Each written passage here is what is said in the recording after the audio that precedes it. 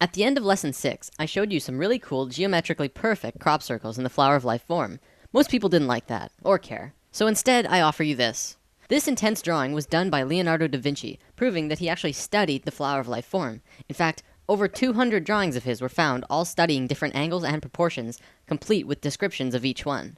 The editor of the book who published these lost drawings didn't really know what they were, so he just said this is how he came up with his gear inventions. Leonardo was able to invent such intricate inventions and designs because he studied divine proportion. Also, Leonardo was a master mason, and it's clear that he most likely got his original knowledge from them. Is the flower of life, among other things, the secret information that the Masons have been keeping secret for the last 1,000 years?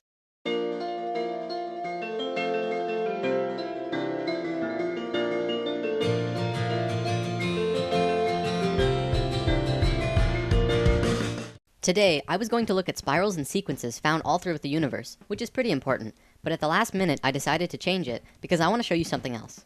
Now, in the comments or end credits, depending on where you're watching this, I posted links to a TED Talks video by Garrett Lacey, a particle physicist who tells us of an amazing discovery in the scientific field. I want to show you and talk about his findings, and then we'll look at dimensions after that.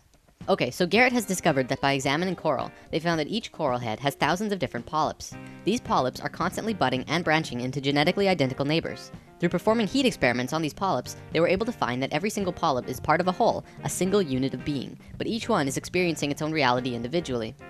From their findings with the coral, they were able to look at quantum mechanics. See, the mathematics of quantum mechanics shows us exactly how our universe works, and we see that everything in the reality is just continually branching into new possibilities, just like the coral. As humans, we are individually experiencing only one of these possibilities, much like the individual polyps. What physics is telling us is that everything comes down to geometry and the interactions between elementary particles. Things can happen only when things are perfectly balanced.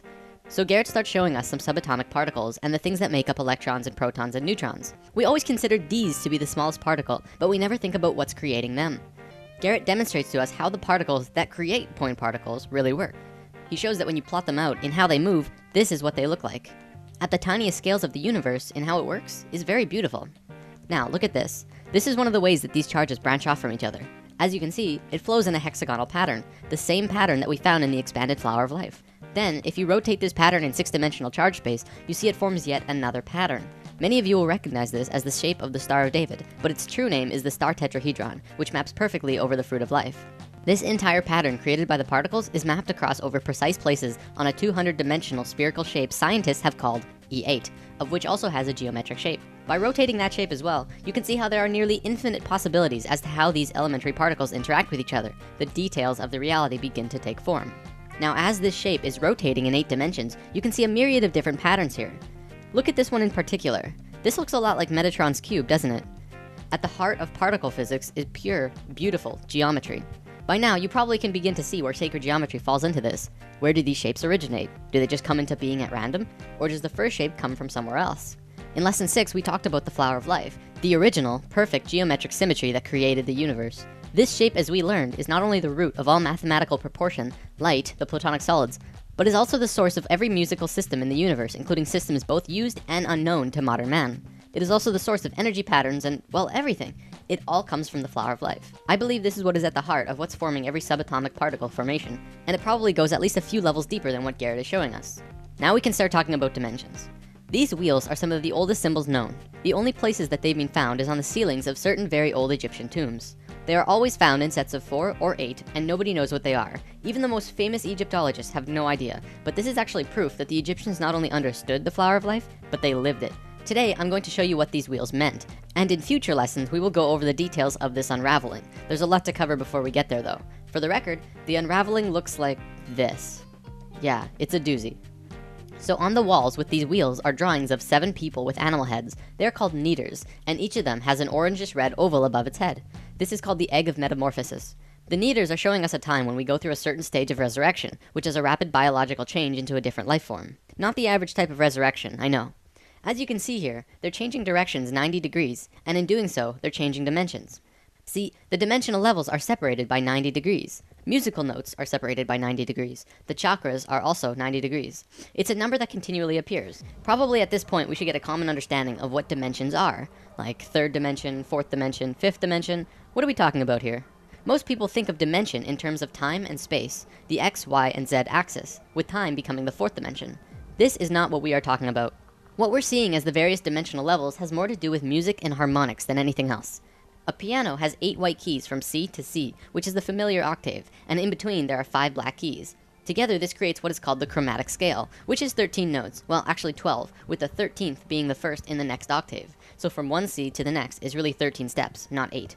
This also correlates with the 7, 8, and 13 chakra system I mentioned in lesson 2. Keeping that in mind, I want to show you a sine wave. Sine waves correspond with light and the electromagnetic spectrum and the vibration of sound. We're all very familiar with this. In this entire reality we're in, every single thing is based on sine waves. There are no exceptions to this except for maybe spirit and void.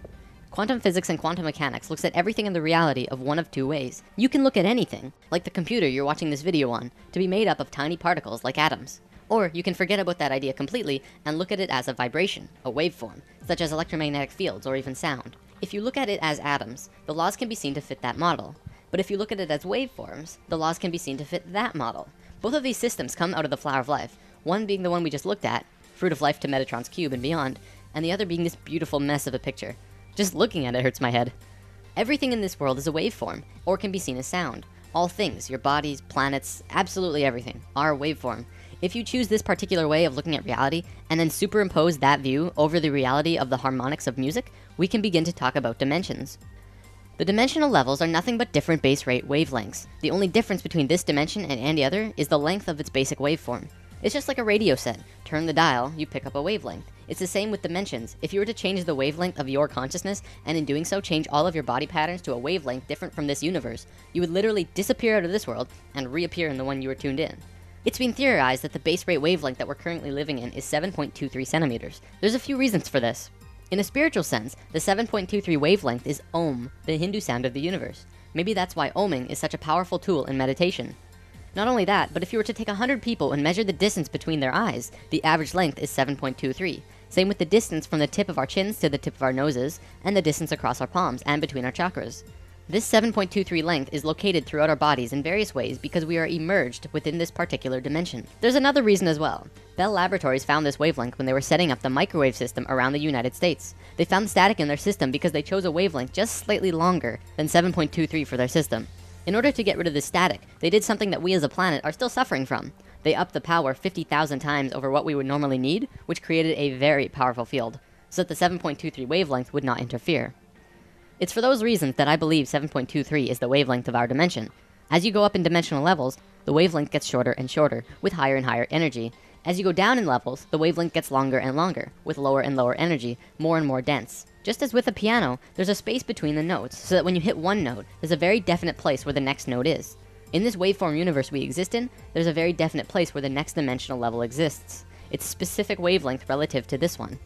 Most cultures in the cosmos have a basic understanding of this and understand how to change between dimensions. However, because of certain events that happened on Earth 13,000 years ago, we have all forgotten, but we're about to remember.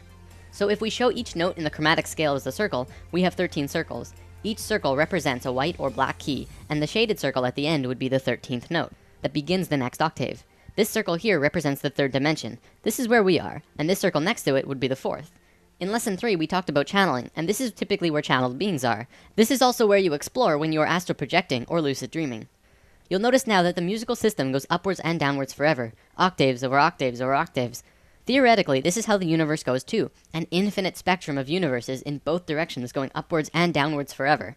I mean, come on, we thought our universe was big, but everything in our universe, as far as we can see, well, that's just this one dimension. You may have heard people talk about 144 dimensions and how 144 relates to other spiritual subjects. This is because there are 12 notes in an octave and 12 overtones between each note. 12 times 12 equals 144 dimensional levels. To be specific, there are 12 major dimensions and 132 minor dimensions within each octave, though in truth this progression probably goes on forever. The diagram we've been looking at represents one octave. The 13th note repeats, and then there's another octave after that. Looks like I'm about done for the day. I want to show you this. I was watching Ancient Aliens not long ago, and one of the natives who has communication with beings in higher dimensions told the man who was interviewing him that they have always been here, even right here where we're sitting right now, but you just don't see them. They're in a different frequency. And no one really got what he meant. So that's kind of a fresh perspective on that.